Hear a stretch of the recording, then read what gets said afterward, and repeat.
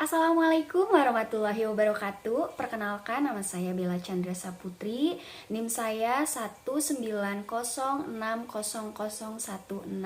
kelas B1 PGSD 2019. Di sini saya akan memaparkan sedikit materi dari manajemen berbasis sekolah. Di sini saya akan menjelaskan pengertian dari manajemen.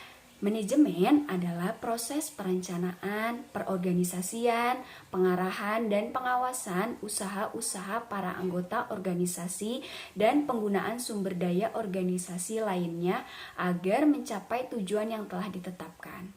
Selain itu, manajemen adalah seni atau proses untuk menyelesaikan suatu tujuan. Dan di sini juga ada faktor pencapaian tujuannya terbagi menjadi 3, yaitu 1. Penggunaan sumber daya organisasi, 2. Adanya proses yang bertahap, 3. Adanya seni dalam menyelesaikan pekerjaan. Nah, di sini juga ada efektif. Efektif adalah sejauh mana yang direncanakan atau diinginkan dapat terlaksana dan tercapai. Di sini juga ada efisien adalah perbandingan antara hasil yang dicapai output dan usaha yang telah dikeluarkan input. Di sini pun ada fungsi dari manajemen yang terbagi menjadi 4. Yang ke-1 adalah perencanaan. Perencanaan berfungsi proses yang menyangkut upaya yang dilakukan untuk antisipasi kegiatan perencanaan, tujuan, dan target, merumuskan strategi, menentukan sumber daya, menetapkan standar indikator. 2. Ada pengorganisasian yang berfungsi bagaimana strategi dan teknik yang telah dirumuskan dalam perencanaan, struktur organisasi, perekrutan, dan pelatihan, penetapan. Yang ketiga, ada pengarahan dan pengimplementasian. Berfungsi menjalankan program oleh seluruh pihak organisasi, kegiatan, atau pengimplementasian, memberikan tugas dan menjelaskan. Yang keempat, ada pengawasan dan pengendalian. Berfungsi memastikan seluruh rangkaian kegiatan yang telah direncanakan, diorganisasikan, dan diimplementasikan sesuai target dengan cara kegiatannya mengevaluasi dan lain-lain. Manajemen berbasis sekolah adalah merupakan kewenangan penuh untuk pengelolaan pendidikan atau pengaturan sekolah. Dalam konsep, manajemen berbasis sekolah mengatur penuh tentang manajemen proses pendidikan dan pengajarannya di sekolah. Setiap sekolah, manajemen harus berbeda karena disesuaikan dengan basic, kondisi, dan tujuan sekolah masing-masing melalui analisis SWOT. Contohnya, ketika sekolah A berada di kota, sedangkan sekolah B yang berada di kampung, itu pasti berbeda, tidak boleh disamakan. Nah, keuntungannya sekolah yang menggunakan manajemen berbasis sekolah adalah kewenangan sekolah membawa pengaruh langsung kepada peserta didik yang bertujuannya memanfaatkan sumber daya lokal efektif dalam pembinaan peserta didik.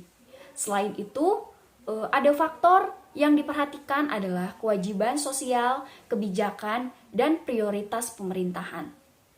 Peranan orang tua dan masyarakat, ada juga peranan profesionalisme dan manajerial dan pengembangan profesi. Nah, dalam manajemen berbasis sekolah juga terbagi 8 standar yang harus dipenuhi, yaitu 1. Ada standar kompetensi kelulusan, 2. Standar isi, 3. Standar proses, 4. Standar pendidikan dan tenaga pendidikan, 5. Standar sarana prasarana, 6. Standar pengelolaan, 7. Standar pembiayaan pendidikan, 8. Standar penilaian pendidikan. Nah, di sini juga saya akan menjelaskan dari 8 standar dan contohnya. 1, tadi ada standar kompetensi kelulusan, yaitu seperti